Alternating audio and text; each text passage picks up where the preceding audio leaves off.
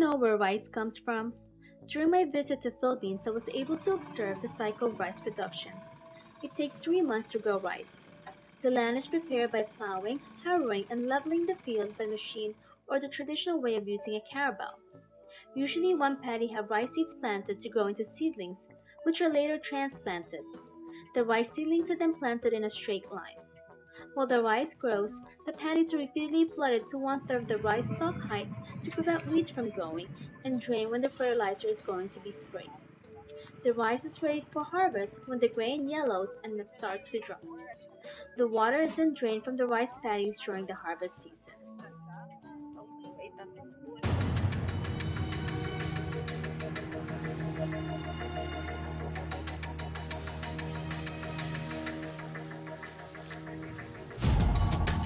Rice is the staple food of people in Asia. However, the expanding population has left many countries in the region unable to meet their own need for rice. Indonesia is a good example.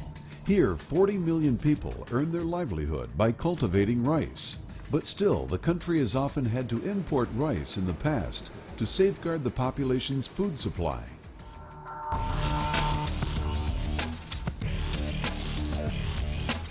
A project launched by Bayer Crop Science is designed to help boost rice yields to the extent that Indonesia will be able to feed its population in the longer term and export rice at a profit. Up to 90 employees are traveling the country, explaining a cultivation method to farmers that will enable them to boost their yields by 10%. Traditionally, rice seedlings are raised and then transplanted to flooded fields. You can see the transplanting how it is done. See, normally everywhere the slushy field is needed for transplanting, but here the people are walking with shoes on the field where the transplanting is going on. You can see it very evidently. This is the method of CA, that is conservative agriculture. How the transplanting can be done in a field without slushy. Even paddy can be done like this.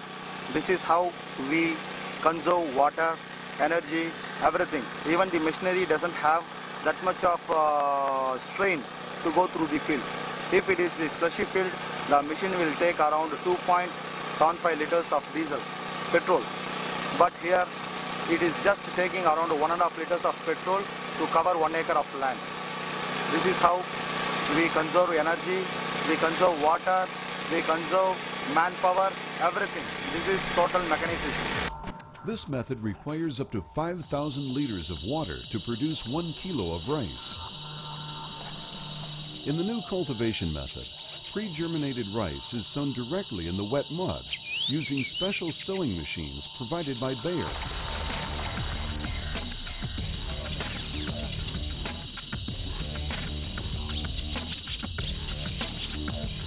This reduces the amount of water needed by up to 20%. Because rice sown in the specially prepared fields doesn't have to be covered constantly with water. One important component of the new method is modern crop protection products from Bayer Crop Science. The new concept enables them to be used more sparingly and more efficiently than previous products. These newly developed cultivation methods boost rice yields substantially. That's tremendously important, not only for Indonesia, but also in terms of providing rice for the world's entire population. The project also helps to protect the climate. The flooded paddy fields used in the old method produce large quantities of methane, a gas which damages the environment. The new drier method reduces these emissions by up to 30%. Bayer Crop Science intends to expand the project in Indonesia in the future. At the same time, it could also be extended to other Asian countries, such as China, Malaysia, and India.